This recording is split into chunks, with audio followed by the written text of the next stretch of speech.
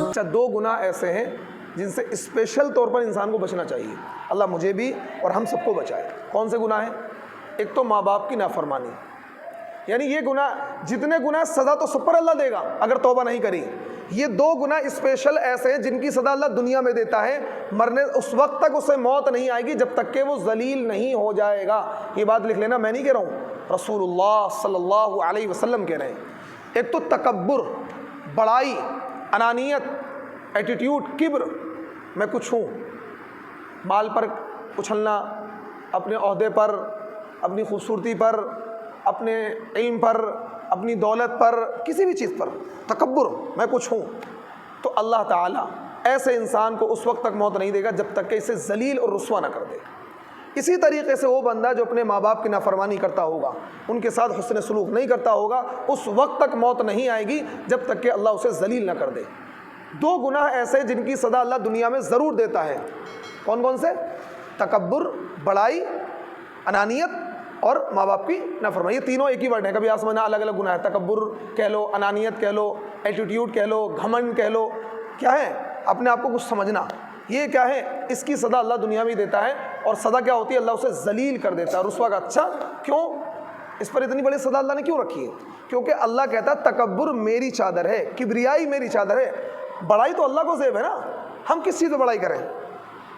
زبان پر میں بہت اچھا بول لیتا ہوں، ہو سکتا ہے صبح تک زبان بند ہو جائے. علم پر ہو سکتا ہے صبح تک اللہ سب بھلا دے. خوبصورتی پر ابھی 4 دست آ جائیں، لوز موشن ہے، صبح تک کیا ہے؟ جھریاں پڑ جائیں گال میں، یہ ساری لالی ختم ہو جائے گی. طاقت پر ایک بخار، کیا ہے؟ بخار آ جائے ایک دن کے لیے، ایسا ہو جاتا ہے انسان جیسے لگتا ہے جان ہی نہیں جسم میں. دیکھا ہوگا کبھی تک بخار آتا ہے، لگتا ہے کہ یار کہاں، تو لگتا ہے کہ بھائی اتنے ہمارے اندر جانے کا مکہ مار دے، دیوار کے اندر چھید ہو جائے گا. جب جوان انسان ہوتا ہے ایسی جوانی ہوتی ہے، اور اسی جوان کو 2 دن بخار آ جائے تو اس کے کیا ہے؟ اٹھا کر لوگ لے جاتے ہیں. کیا کس چیز پر کبر کر رہا ہے؟ مال پر. ایک انسان رات میں بادشاہ سوتا، صبح اٹھتا تو فقیر ہوتا ہے. صدام حسین رات میں سویا تو بادشاہ، صبح تو قیدی.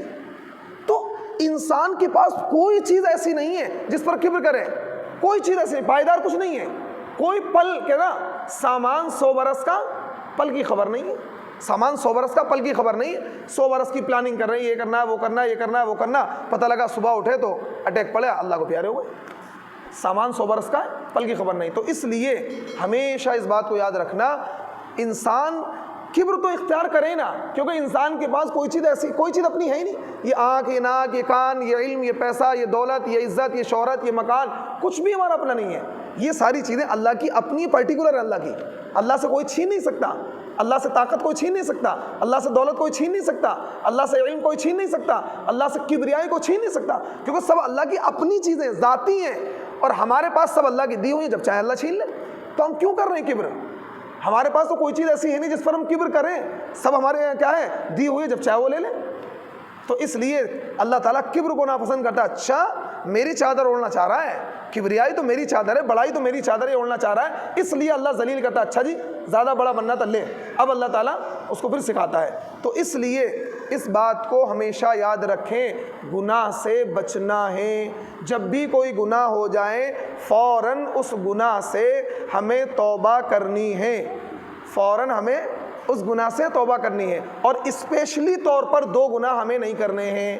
2 گناہ، تکبر اور ماں باپ کی نافرمانی. اللہ تبارک و تعالی مجھے اور تمام حاضرین کو، تمام سامعین کو، تمام ناظرین کو جو اس ویڈیو کو دیکھیں گے، عمل کی توفیق عطا فرمائے. وآخر دعوانا ان الحمد للہ رب العالمین.